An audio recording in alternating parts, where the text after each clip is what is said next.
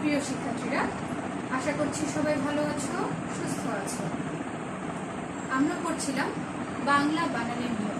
বিগত কিছু ক্লাস আমরা বাংলা বানানের নিয়ম সম্পর্কে আলোচনা করেছি এবং তোমাদের বিভিন্ন রকম প্রশ্নের মাধ্যমে বাংলা বানানের নিয়ম সম্পর্কে বোঝানোর চেষ্টা করেছি। আজকে আমরা পড়ব বাংলা বানানের নিয়ম অনুসারে হ্রস্ব ইকার ব্যবহারের নিয়ম। তোমাদের মনে হতে পারে যে ম্যাডাম এতগুলো বাংলা বানানের নিয়ম আমরা কিভাবে মনে রাখবো বা এতগুলো প্রশ্ন কিভাবে মনে রাখবো, এরকম একটা দ্বন্দ্ব মনের মধ্যে সৃষ্টি হতে পারে। কিন্তু তোমরা যখন খেয়াল করে দেখবে যে প্রতিটা ক্লাসে যে প্রশ্নগুলো আমি পড়িয়েছি সেখানে দেখা যাবে যে প্রশ্নের যে নিয়মগুলো আছে সেই নিয়মগুলো অনেকটাই একই রকম। মানে একটা প্রশ্নের নিয়মের সাথে দেখা যাচ্ছে আরেকটা প্রশ্নের একটা বা দুটো নিয়ম মিল আছে, যে কোনোভাবে মিল থাকে। যেমন মনে করো, প্রথমে যদি আমি দুটো প্রশ্ন ধরি, সেটি হচ্ছে একটি তৎসম শব্দের বাংলা বানানের নিয়ম আর একটি হচ্ছে অতৎসম শব্দের বাংলা বানানের নিয়ম। এই দুটো প্রশ্নে একটু ভিন্নতা আছে, দুটো প্রশ্নের নিয়মগুলো একটু ভিন্ন, 5টা নিয়মই ভিন্নতা আছে। কিন্তু এর পরবর্তীতে যে নিয়মগুলো আমরা করেছি সেই নিয়মগুলোতে সবকটি নিয়মের মধ্যে দেখা গেছে হয় তৎসম শব্দের বাংলা বানানের নিয়ম থেকে কিছু নিয়ম এসেছে, নয়তো দেখা যাচ্ছে অতৎসম শব্দের বাংলা বানানের নিয়ম থেকে কিছু নিয়ম এসেছে। যেমন আমরা যদি নত্যবিধান সত্যবিধানের কথা বলি, তাহলেও দেখা যাচ্ছে এগুলো তৎসম বা অতৎসম শব্দের বাংলা বানানের নিয়মের মধ্যে আছে। আবার আমরা যদি বলি রেফ, সন্ধি, পদাশ্রিত নির্দেশক, এগুলো দেখা গেছে যে তৎসম এবং অতৎসম দুটো শব্দ বাংলা বানানের নিয়মের মধ্যে আছে। এরপর একটি পড়িয়েছিলাম যে যদি আসে প্রমিত বাংলা বানানের নিয়ম থেকে 5টি নিয়ম লিখো। এটা তো বলেছি একেবারে উন্মুক্ত একটা প্রশ্ন। এই প্রশ্নটা দেওয়া মানে হচ্ছে তোমাকে একেবারে প্রশ্ন সহজ করে দিল, যে তোমার ইচ্ছে মতো তুমি যে কোনো 5টি নিয়ম তুমি লিখতে পারবে। সেটা আমি যে 5টা নিয়ম লিখেছি সেটা তোমাকে লিখতে হবে তেমন কোনো নির্দিষ্টতা নেই। তুমি যে 5টা নিয়ম ভালো পারো বা তোমার ভালো মনে থাকে সেরকম 5টা নিয়মও তুমি লিখতে পারবে। এর জন্য বলছি যে তোমাদের দেখে মনে হতে পারে যে এতগুলো প্রশ্ন, এতগুলো বাংলা বানানের নিয়ম কিভাবে মনে রাখবো। এর জন্যই বলছি যে ক্লাসগুলো ভালো করে খেয়াল করো, প্রশ্নগুলো ভালোভাবে নোট করে রাখো তোমরা খাতার মধ্যে। তাহলেই তুমি দেখবে যে নিয়ম তুমি নিজের থেকে বুঝতে পারছো বা তোমার কাছে একেবারে সহজ হয়ে গেছে। এবং আমার মনে হয় যে বিশেষ করে ক্লাসগুলো, যদি আমার যে বাংলা বানানের ক্লাসগুলো আমি নিচ্ছি সেই ক্লাসগুলো যদি তোমরা ভালোভাবে খেয়াল করো, দেখবে তোমাদের নিয়মগুলো, বাংলা বানানের যে নিয়মগুলো আছে সেগুলো অটোমেটিক তোমাদের মুখস্থ হয়ে যাচ্ছে বা মনে থেকে যাচ্ছে। আর আরেকটা কথা আমি বারবারই বলছি যে উদাহরণের মাধ্যমে, উদাহরণ যদি তোমরা মনে রাখতে পারো, উদাহরণের মাধ্যমেও কিন্তু নিয়মগুলো তোমরা লিখতে পারবে। এই বারবার বারবার দেখতে দেখতে দেখা যাবে তোমাদের এই নিয়মগুলো একেবারেই মনে থেকে যাচ্ছে, এগুলো আর ভোলার মতো হচ্ছে। তখন দেখবে তোমার কাছে একদম সহজ মনে হচ্ছে নিয়মগুলো। ঠিক আছে? যেমন আজকে যে নিয়মটি আমরা পড়বো সেটি হচ্ছে হ্রস্ব ইকার ব্যবহারের নিয়ম। আমার মনে হয় হ্রস্ব ইকার ব্যবহারের নিয়মটা আমরা এতদিন পর্যন্ত যে ক্লাসগুলো করেছি যে বাংলা বানানের উপরে, প্রত্যেকটা ক্লাসে এই নিয়মগুলো ছিল, যে কোনোভাবে দেখা গেছে এই নিয়মগুলো ওখানে আছে। হ্যাঁ, যেমন প্রথম যে নিয়মটি আছে হ্রস্ব ইকার ব্যবহারের প্রথম যে নিয়মটি, সেটির মধ্যে আসি। 1 নম্বর নিয়ম আছে, দেখো, যে সব তৎসম শব্দে হ্রস্ব ইকার ও দীর্ঘ ইকার উভয় শুদ্ধ, কেবল সেসব শব্দে হ্রস্ব ইকার ব্যবহৃত হবে। এই নিয়মটা আমরা তৎসম শব্দের বাংলা বানানের নিয়মে পড়েছি। আবার তুমি এখানে চাইলে যেসব তৎসম বা অতৎসম দুটোই কিন্তু ব্যবহার করতে পারবে। আমি শুধু তৎসম লিখেছি, ঠিক আছে? তুমি চাইলে এখানে অতৎসম লিখতে পারবে, এখানে এই ক্ষেত্রে কোনো সমস্যা এখানে নেই। তাহলে আমরা প্রথম যে নিয়মটা আছে, এটা আমার মনে হয় প্রায় 2-3টা প্রশ্নে আমরা এই নিয়মটা পড়েছি, ঠিক না? যেসব তৎসম শব্দে হ্রস্ব ইকার ও দীর্ঘ ইকার উভয় শুদ্ধ, কেবল সেসব শব্দে হ্রস্ব ইকার ব্যবহৃত হবে। আমি বলতে বলতে মনে হয় ক্লাসের মধ্যে তোমাদের মুখস্থ হয়ে গেছে, আশা করছি। যেমন পদবী, শ্রেণী ইত্যাদি। আমি একই রকম উদাহরণ বারবার দেওয়ার কারণ হচ্ছে তোমাদের মধ্যে যাতে যখন তোমরা পড়বে, ক্লাস দেখার পরে নোট করে পড়বে, তখন তোমাদের মধ্যে যাতে কোনো বিভ্রান্তি সৃষ্টি না হয়, সেজন্য আমি একই রকম উদাহরণ দিয়ে পড়ানোর চেষ্টা করছি। ভিন্ন উদাহরণ হলে হয়তো তোমাদের মনে রাখতে সমস্যা হবে, বা হঠাৎ একটা জায়গায় উদাহরণ একটা আরেকটা অ্যাড করে দেবে, হ্যাঁ, একটা উদাহরণ আরেক জায়গায় দিয়ে দেবে, সেরকম গোলমিল হয়ে যেতে পারে। সেজন্যই আমি একই রকম উদাহরণ দিয়ে বারবার তোমাদেরকে নিয়মগুলো পড়াচ্ছি। তাহলে কি বলছি, যে তৎসম শব্দের হ্রস্ব ইকার ও দীর্ঘ ইকার থাকলে সেখানে হ্রস্ব ইকার ব্যবহার করা যাবে। এই নিয়মটা তৎসম শব্দের বাংলা বানানের ক্ষেত্রেও যেরকম, অতৎসম শব্দের বাংলা বানানের নিয়মের ক্ষেত্রেও একই রকম। সেজন্য তোমরা যদি তৎসম শব্দের বাংলা বানানের নিয়ম লিখতে চাও, তাহলে তৎসম শব্দেরটা লিখবে, না হয় অতৎসম শব্দেরটা লিখবে। সেই একই নিয়ম, শুধু খেয়াল রাখতে হবে যে আমার উদাহরণটা যাতে পরিবর্তন হয়। যেমন তুমি যখন অতৎসম শব্দের বাংলা বানানের নিয়ম লিখবে, যেমন তুমি এখানে লিখলে যেসব অতৎসম শব্দে হ্রস্ব ইকার ও দীর্ঘ ইকার উভয় শুদ্ধ, কেবল সেসব শব্দে হ্রস্ব ইকার ব্যবহৃত হবে। যেমন যেমন লিখে তোমাকে লিখতে হবে বাড়ি, গাড়ি, শাড়ি ইত্যাদি, ঠিক আছে। আর এই ক্ষেত্রে তোমাকে লিখতে হবে পদবী, শ্রেণী, হ্যাঁ, কিংবদন্তি, এরকম উদাহরণগুলো তোমাকে দিতে হবে। তাহলে এটা অবশ্যই বোঝা গিয়েছে আশা করছি। 2 নম্বর যে নিয়মটি আছে সেটিও আমরা আগে পড়েছি, যে আলি প্রত্যয় যুক্ত শব্দে হ্রস্ব ইকার হবে। আলির আগে একটা হাইপেন দিয়েছে, এটা দেওয়ার কারণ হচ্ছে আলি শব্দটা থাকবে শেষে এবং এর আগে একটা শব্দ থাকবে। এই ক্ষেত্রে আমি বলেছি যে আলি প্রত্যয় যুক্ত শব্দে হ্রস্ব ইকার ব্যবহৃত হবে। এটা আমরা সম্ভবত অতৎসম শব্দের বাংলা বানানের নিয়মের ক্ষেত্রে পড়েছিলাম। তাহলে কি বলছি, আলি প্রত্যয় যুক্ত শব্দে হ্রস্ব ইকার ব্যবহৃত হবে। যেমন খেয়ালি, বর্ণালী, সোনালী ইত্যাদি। এই ক্ষেত্রে আমি বলেছিলাম যে যখন আমি বলবো যে সোনালী ধানে মাঠ ভরে গেছে, তখন আমাকে অবশ্যই সোনালীটা হ্রস্ব ইকার ব্যবহার করে লিখতে হবে।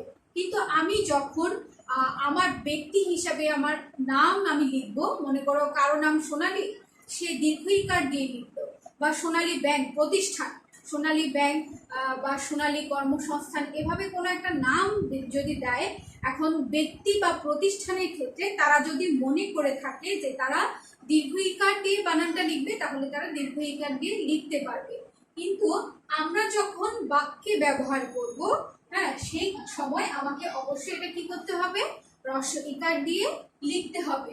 সোনালী, বর্ণালী, রূপালী, হ্যাঁ, রূপালীর ক্ষেত্রে বলেছিলাম যে কি, রূপালী ঢেউয়ে নদী, রূপালী ঢেউ দেখলে মন ভরে যায়। তাহলে সেই রূপালী জায়গায় আমাকে কি দিতে হবে, অবশ্যই হ্রস্ব ইকার ব্যবহার করতে হবে। কিন্তু কারো নাম যদি রূপালী দীর্ঘ ইকার দিয়ে লেখা হয়, লতে যদি দীর্ঘ ইকার দেয়, তাহলে সেটি তার বিষয়, সেক্ষেত্রে কোনো ভুল হবে না। আমরা যখন বানানে বাক্যের হিসাবে শব্দটা ব্যবহার করব, বাক্যের প্রয়োগ করব শব্দটা, তখন আমাদেরকে অবশ্যই হ্রস্ব ইকার ব্যবহার করতে হবে। এরপর 2 নম্বর নিয়মটা পদাশ্রিত নির্দেশ, 3 নম্বর নিয়ম, পদাশ্রিত নির্দেশকটিতে হ্রস্ব ইকার হবে। এটা তো প্রতিটা ক্লাসের মধ্যে, প্রতিটা ক্লাসের বিভিন্ন রকম যে প্রশ্নগুলো করিয়েছি, সেগুলো সবগুলোর মধ্যে মনে হয় এই নিয়মটা ছিল যে পদাশ্রিত নির্দেশক টিতে হ্রস্ব ইকার হবে। গত ক্লাসে যে নিয়মটি পড়িয়েছি সেখানেও কিন্তু এটি ছিল যে পদাশ্রিত নির্দেশক টিতে হ্রস্ব ইকার হবে। ছেলেটি, বইটি, লোকটি ইত্যাদি। হ্যাঁ, এটা মনে হতে আমার আর বোঝানোর প্রয়োজন নেই, আমি আগের ক্লাসেও তোমাদেরকে বলেছি। তারপরেও যদি তোমাদের সমস্যা হয় আরেকবার বলে দিই, পদাশ্রিত নির্দেশকটিতে হ্রস্ব ইকার হবে। পদাশ্রিত নির্দেশক হচ্ছে ইংরেজিতে আর্টিকেল হিসাবে, ডিপেন্ডিং আর্টিকেলের যে ডি ব্যবহার করা হয়, THE, সে বাংলায় এসে টি হিসাবে ব্যবহার করা হয়, এবং একটা শব্দের পরে টিটা যুক্ত হয়ে একটা কি সংখ্যা আমাদেরকে নির্দিষ্টতা জ্ঞাপন করে। যেমন ছেলেটি বললে একজন সেখানে বোঝা আছে, বইটি বললে একটা বই বোঝা আছে, ঠিক আছে, এরকম। এরপর হচ্ছে 4 নম্বর নিয়ম, যেসব প্রশ্নবাচক বাক্যের উত্তর হ্যাঁ বা না হবে, সেসব বাক্যে ব্যবহৃত কি হ্রস্ব ইকার দিয়ে লেখা হবে। এটাও আমরা যখন অতৎসম শব্দের বাংলা বানানের নিয়ম করেছিলাম তখন সেখানে ছিল যে আমি বলেছি তোমাদেরকে, যখন আমি কোনো প্রশ্নের উত্তর হ্যাঁ বা না দিয়ে দিতে পারবো তখন আমাকে ওই প্রশ্নটা বা আমার ওই প্রশ্নটা ক রস্য ইকার কি দিয়ে, হ্যাঁ কতে রস্য ইকার দিয়ে লিখতে হবে। কিন্তু আমি যখন প্রশ্নটা বর্ণনামূলক কোনো উত্তর হিসাবে করব তখন আমাকে ক দীর্ঘ ইকার দিয়ে লিখতে হবে। মনে করো আমি যদি বলি যে তুমি কি গতকালকে কলেজে গিয়েছিলে, তুমি কি গতকালকে কলেজে গিয়েছিলে, তাহলে এই কিটা আমি ক রস্য ইকার দিয়ে লিখতে পারবো, কারণ এই প্রশ্নের উত্তর তুমি আমাকে হ্যাঁ বা না দিয়ে দিতে পারবে, ঠিক না? অবশ্যই তুমি এটা হ্যাঁ না দিলে, আমি তোমাকে প্রশ্ন করলাম যে তুমি গতকালকে কলেজে গিয়েছিলে, তুমি হ্যাঁ বললে অথবা না বললে প্রশ্ন উত্তরটা চলে আসলো। কিন্তু আমি যদি তোমাকে জিজ্ঞেস করি যে তুমি কিভাবে কলেজে গিয়েছিলে বা তুমি কি কারণে কলেজে গিয়েছিলে, তখন আমাকে ওই কিটা কতে দীর্ঘ ইকার দিয়ে লিখতে হবে, কারণ ওই কিটা তুমি হ্যাঁ বা না বললে উত্তরটা আসবে না। তোমাকে সেই ক্ষেত্রে অবশ্যই প্রশ্নটা বর্ণনা করে বলতে হবে যে আমি তোমাকে বললাম যে তুমি কেন কলেজে গিয়েছিলে, তুমি গতকালকে কেন কলেজে গিয়েছিলে, তোমার এক ফ্রেন্ড তোমাকে জিজ্ঞেস করলো যে তুমি গতকালকে কলেজে কেন গিয়েছিলে, তখন তুমি বলতে পারো যে আমি আমার অ্যাসাইনমেন্ট জমা দেওয়ার জন্য কলেজে গিয়েছিলাম, ঠিক আছে, বা আমি আমার বেতন পরিশোধ করার জন্য কলেজে গিয়েছিলাম, বা আমার ফর্ম ফিল আপের কাজের জন্য আমি কলেজে গিয়েছিলাম। এভাবে তুমি উত্তরটা তোমাকে দিতে হবে, তাহলে এটা হ্যাঁ বা না উত্তরটা আসছে না। তো সেই ক্ষেত্রে অবশ্যই তোমাকে ক দীর্ঘ ইকার কি দিয়ে প্রশ্নটা লিখতে হবে। তাহলে যে প্রশ্নের উত্তর আমরা হ্যাঁ বা না দিয়ে পাবো সেই প্রশ্নের ক্ষেত্রে আমাকে ক রস্য ইকার দিয়ে লিখতে হবে, এবং যে প্রশ্নের উত্তর আমাকে বর্ণনা করে দিতে হবে সেই প্রশ্নের উত্তরে আমরা ক দীর্ঘ ইকার কি ব্যবহার করব। এই জন্য বলছে যে সব প্রশ্নবাচক মানে হচ্ছে প্রশ্নবাচক বাক্যের উত্তর হ্যাঁ বা না হবে, মানে হ্যাঁ বা না দিয়ে আমি ওই প্রশ্নবাচক বাক্যের উত্তরটা দিতে পারবো। সেই সব বাক্যে ব্যবহৃত কি, মানে সেই সব বাক্যে যে কিটা ব্যবহৃত হবে রস্য ইকার দিয়ে লেখা হবে, সেই কিটা কি দিয়ে লেখা হবে, রস্য ইকার দিয়ে লেখা হবে। যেমন তুমি কি যাবে, সে কি এসেছিল, হ্যাঁ তার কি করোনা হয়েছিল, ঠিক এরকম। এই যে আমি একটু আগে যেটা বললাম তুমি কি গতকালকে কলেজে গিয়েছিলে, অ্যাজ ইউর উইশ, তোমার ইচ্ছা মতো তুমি এখানে উদাহরণ দিতে পারবে, সেই ক্ষেত্রে কোনো সমস্যা নেই। আসো এবার 5 নাম্বার নিয়মটা দেখি। 5 নাম্বার নিয়মটা আরো সহজ, একেবারে সহজ। ভাষা ও জাতিবাচক নামে রস্য ইকার হবে। ভাষা বা জাতিবাচক নামে, এটা নামে হবে।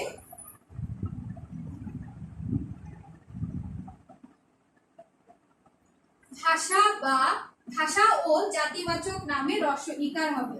ভাষা মানে হচ্ছে আমি যখন কোনো দেশের ভাষা জিজ্ঞেস করব সেই সময় আমি সেটা কি দিয়ে লিখতে পারবো, রস্য ইকার দিয়ে লিখতে পারবো। যেমন বাংলাদেশের ভাষা কি, বাংলা ভাষা, বাংলাদেশের ভাষা কি, বাংলা ভাষা, ইন্ডিয়ার ভাষা কি, সেভাবে যখন আমাকে জিজ্ঞেস করা হবে তখন আমি কি করতে পারবো, সেই ভাষা এবং জাতিবাচক নামে রস্য ইকার ব্যবহার করতে পারবো। যেমন লোকটি কোন দেশে, সে জাপানি, জাপানের মানে কি, সে হচ্ছে জাপানি, ঠিক আছে, দন্তন্যতে রস্য ইকার। ইরানি, রস্য ইকার, ঠিক আছে, জাপানি, ইরানি, হ্যাঁ এভাবে যে নামগুলো আসবে সেগুলো আমরা কিভাবে লিখতে পারবো, রস্য ইকার দিয়ে লিখতে পারবো। তাহলে ভাষা ও জাতি, ইংরেজি, হ্যাঁ হ্যাঁ সে যদি ইংরেজি হয় তাহলে কি আমরা ইংরেজি বলছি, সেখানে আমরা কি রস্য ইকার ব্যবহার করতে পারবো। তাহলে কি বলছে, ভাষা ও জাতিবাচক নামে রস্য ইকার হবে। হ্যাঁ, আমি যে 5টা নিয়ম বললাম আশা করছি সবার এখনই মনে থেকে যাবে, এগুলো বলার মতো নয়, কারণ এখানে যে 5টা নিয়ম দেওয়া হয়েছে তার মধ্যে মনে হয় শুধুমাত্র 5 নাম্বার নিয়মটাই আজকে প্রথম ব্যবহৃত হলো, মানে আজকে প্রথম এই 5 নাম্বার নিয়মটাই পড়িয়েছি। বাকি যে 4টি নিয়ম আছে এই নিয়মগুলো প্রায় 2-3 বার করে বিভিন্ন প্রশ্নের মধ্যে এসেছে এবং বেশ কয়েকবার তোমাদেরকে বুঝিয়ে দেওয়া হয়েছে। তো আমি আশা করব যে এই প্রশ্নে তোমাদের তেমন কোনো সমস্যা হবে না, কিন্তু প্রশ্নটা কিন্তু খুবই ইম্পর্টেন্ট, বেশ কয়েকবার বিভিন্ন বোর্ডে এসেছে, সেজন্য ভালো করে তোমরা নোট করে মুখস্থ করে রাখবে এটা, এবং উদাহরণগুলো ভালোভাবে মনে রাখার চেষ্টা করবে। আসো আমরা এবার পরবর্তী প্রশ্নটা দেখি। প্রমিত বাংলা বানানের নিয়ম অনুসারে অনুস্বার, বিসর্গ, ও, রেফ, হর্ষচিহ্ন ব্যবহারের 5টি নিয়ম নিম্নে দেওয়া হলো। তাহলে আমরা এর আগের যে ক্লাসটা করেছিলাম সেখানেও আমরা পড়েছি রেফ, সন্ধি, পদাশ্রিত, নির্দেশক, হ্যাঁ, এগুলোর 5টি আলাদা আলাদা করে 5টি নিয়ম আমরা পড়েছি। আজকে আমরা পড়ব অনুস্বার, বিসর্গ, ও, রেফ এবং হর্ষচিহ্ন ব্যবহারের 5টি নিয়ম। দেখো, অনুস্বারের যে নিয়মটি আছে সেটা আমরা সন্ধির ক্ষেত্রে পড়েছিলাম। সন্ধির একটা নিয়ম আমরা গত ক্লাসে পড়েছি, সেই নিয়মটা অনুস্বারের নিয়ম একই রকম। অনুস্বারের যে নিয়ম সন্ধিরও সেই একই নিয়ম। সন্ধির ক্ষেত্রে ক, খ, গ, ঘ পরে থাকলে পূর্ব পদের অন্তঃস্থিত ম হসন্ত স্থানে অনুস্বার হবে। তাহলে অনুস্বারের নিয়ম আসলেও আমরা এই নিয়মটি লিখবো, এবং সন্ধির ক্ষেত্রে আসলে সন্ধি আসলেও আমরা এই নিয়মটি লিখব।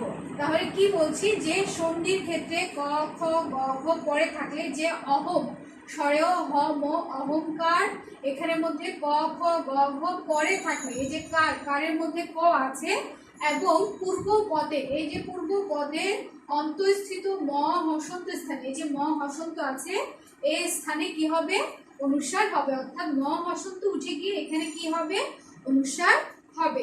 তাহলে সন্ধির ক্ষেত্রে ক, খ, গ, ঘ যদি পরে থাকে পূর্ব পদের অন্তঃস্থিত ম হসন্ত স্থানে অনুস্বার হবে। এটা আমরা গত ক্লাসেও পড়েছি সন্ধির নিয়মের ক্ষেত্রে। আজকে আমরা অনুস্বারের নিয়ম হিসাবে এটা পড়ছি। একই রকম সমযোগিত সঙ্গীত, এই যে স, ম হসন্ত আছে, ম হসন্ত উঠে গিয়ে এখানে কি হয়েছে, অনুস্বার হয়েছে। এরপর হচ্ছে বিসর্গ। বিসর্গ আমরা কিছু কিছু শব্দের ক্ষেত্রে সেই সময়ে ব্যবহার করা হতো। এটাও আমরা তৎসম শব্দের বাংলা বানানের নিয়ম যেদিন পড়িয়েছিলাম প্রথম ক্লাসে, তখন আমরা এটা পড়িয়েছি যে বিসর্গ কিভাবে ব্যবহার করা হতো, এখন কিভাবে কেন ব্যবহার করা হবে না সেই নিয়মটা এখানে দিয়েছে। শব্দের শেষে বিসর্গ থাকবে না, অর্থাৎ শব্দের শেষে যে বিসর্গ আগে ব্যবহার করা হতো, যেমন এখানে কার্যত দিয়েছে, এই জায়গায় একটা বিসর্গ ব্যবহার করা হতো। মূলত দিয়েছে, মূলত পরে একটা বিসর্গ ব্যবহার করা হতো। এরপরে প্রথমত, কার্যত, এইসব শব্দের শেষে একটা কি করা হতো, বিসর্গ যোগ করা হতো। এখন সেই বিসর্গটা বাদ দেওয়া হয়েছে, সেজন্য বলছে কি শব্দের শেষে বিসর্গ থাকবে না। অর্থাৎ কার্যত, মূলত, প্রথমত এগুলো এভাবে লিখতে হবে, বিসর্গ ছাড়া বা বিসর্গ দেওয়া যাবে না। এরপর আছে কি দেখো, উ, হ্যাঁ, এটাকে কেউ আমরা উমু বলি, কেউ আমরা উমো বলি, যে ছোটবেলায় যেভাবে শিখেছি শুদ্ধ উচ্চারণে এটা উ হয়। অনুস্বারের সঙ্গে স্বর যুক্ত হলে উ হবে, এটা একটু বোঝার চেষ্টা করো। যদি অনুস্বারের সঙ্গে অর্থাৎ বাং, বাং শব্দ লিখলে আমরা তখন বয়াকার অনুস্বার হবে, হবে না? বাঙালি লিখলে তখন হচ্ছে কি বাং আ লি, আ যুক্ত হচ্ছে, একটা আ যুক্ত হচ্ছে না, একটা স্বর যুক্ত হচ্ছে, আ স্বরে আ যুক্ত হচ্ছে, তখন এখানে কি হবে, উ হবে। রাং, রাং লিখলে বা রং লিখলে রঙের সাথে কি আছে, অনুস্বার আছে, রঙে অনুস্বার হয়। কিন্তু যখন আমি রঙের সাথে আ যুক্ত করব তখন হবে কি রাং আ।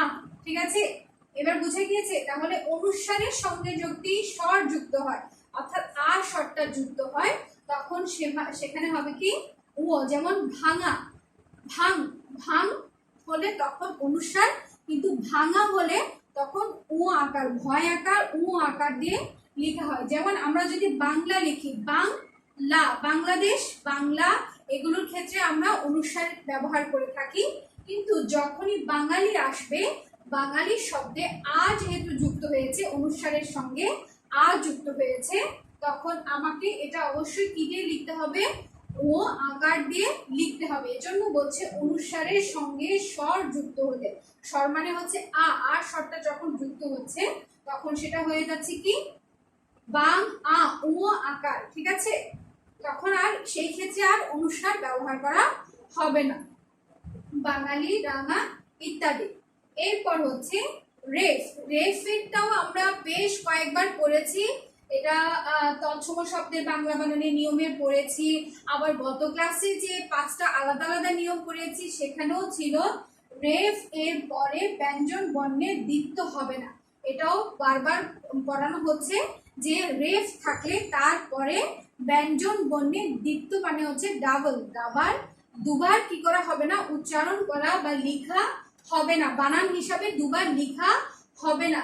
যেমন আমি এখানে সংক্ষিপ্ত করে লিখেছি, আগের ক্লাসে যে উদাহরণগুলো দিয়েছি সেখানে দিয়েছিলাম অর্জন, ধম্ম, কর্ম, এর পরিবর্তে যথাক্রমে অর্জন, ধর্ম, কর্ম, সূর্য এগুলো ব্যবহৃত হবে। অর্থাৎ এখানে সংস্কৃত অনুসারে আগে যেখানে বর্গীয় রেফের পরে বর্গীয় জয় ব্যবহার করা হতো, ধর্ম, ধর্মে এখানে ময় ম ব্যবহার করা হতো, এখন আর ওভাবে ব্যবহার করা হবে না।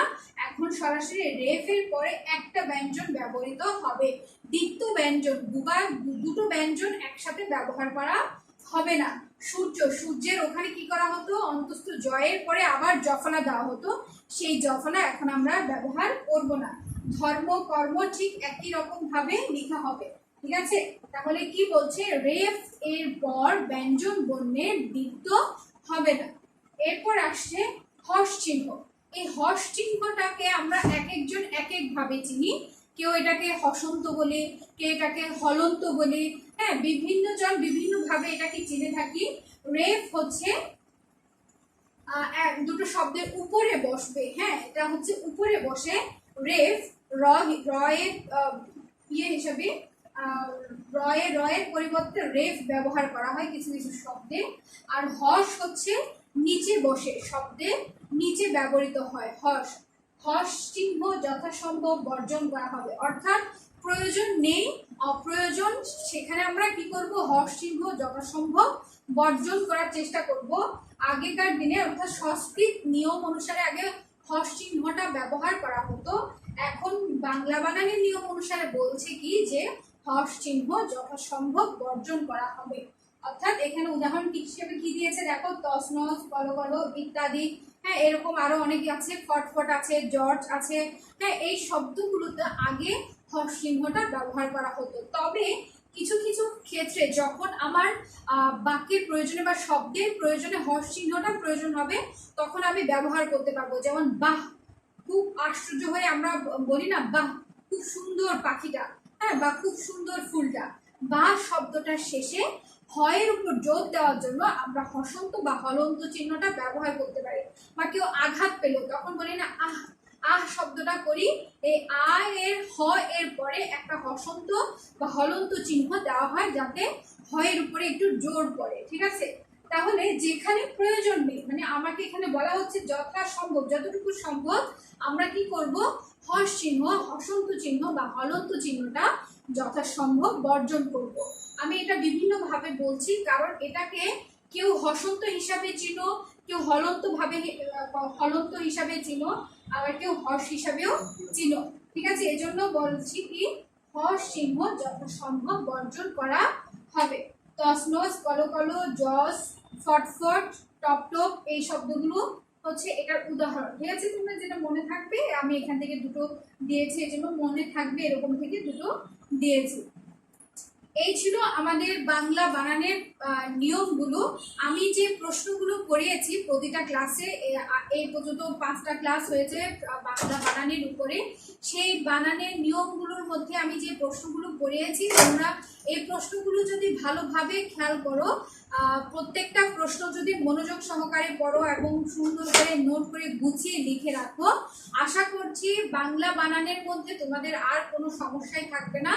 এবং বাংলা আমরা যে পরবর্তী যে ক্লাসটা নিব সেই ক্লাসটা হবে সম্পূর্ণ বানান শুদ্ধিকরণের উপরে, কিভাবে শুদ্ধ বানান লিখতে হবে বা কিভাবে পড়লে কোন নিয়মে পড়লে আমরা শুদ্ধ বানানগুলো লিখতে পারবো সেটার উপরে আমরা ক্লাসটা নিব। আজকের এই ক্লাসটা পর্যন্ত প্রশ্ন যেগুলো ছিল আমাদের সেই প্রশ্নের অংশগুলো শেষ, আমরা এবার বানান শুদ্ধিকরণ নিয়ে পড়বো। আজকেরও বাড়ির কাজ হিসাবে আমি কিছু বানান শুদ্ধিকরণ দিব। পরবর্তী ক্লাসে এই 5টা ক্লাসের মধ্যে যে বানান শুদ্ধিকরণগুলো তোমাদেরকে বাড়ির কাজ দিয়েছি সেই বানান শুদ্ধিকরণগুলো নিয়ে আমি আলোচনা করব। দেখি এবার আমরা বাড়ি কাজ হিসাবে তোমাদের বানান শুদ্ধিকরণগুলো। দেখো এখানে যে বানানের নিয়মগুলো আছে সেগুলো কি কি? কীর্তিবাস, কলঙ্কিত, পীড়িত, সমীরণ, উচ্ছ্বাস, মনোকষ্ট, সম্বর্ধনা, কর্ণেল, সচিত্রিত, বহিষ্কার, মূর্ছনা, ব্যুৎপত্তি, শাশ্বত, দিবারাত্রি, বিড়ম্বনা। এই বানানগুলো ভুল বানান দেওয়া আছে, তোমরা শুদ্ধ বানানটা লিখে আমাকে অবশ্যই দেখাবে। আমি দেখছি বেশ কয়েকজন লিখে দেখাচ্ছ আমাকে, আশা করব যে সবাই লিখে দেখাবে। তোমরা যদি সবাই লিখো দেখাও তাহলে আমারও ভালো লাগবে দেখতে, মনে হবে যে কি তোমরা চেষ্টা করছো শুদ্ধ বানানগুলো লিখতে, বাড়ির কাজগুলো কমপ্লিট করতে এবং ক্লাসগুলো মনোযোগ সহকারে করার জন্য। এবং এটা ভালো লাগে দেখতে যে তোমরা করছো ক্লাস, ঠিক আছে, ঠিক মতো ক্লাসগুলো করছো। আমরা অনলাইনে ক্লাস যা করাচ্ছি তোমরা মনোযোগ দিয়ে করছো, দেখলে ভালো লাগে বাড়ির কাজগুলো করলে। আশা করব সবাই করে এটা দেখাবে এবং আগামী যে ক্লাসটা সেই ক্লাসটা সম্পূর্ণ বানান শুদ্ধিকরণের উপরে হবে, ঠিক আছে। ভালো থেকো সবাই, সুস্থ থেকো, নিরাপদে থেকো। ধন্যবাদ সকলকে।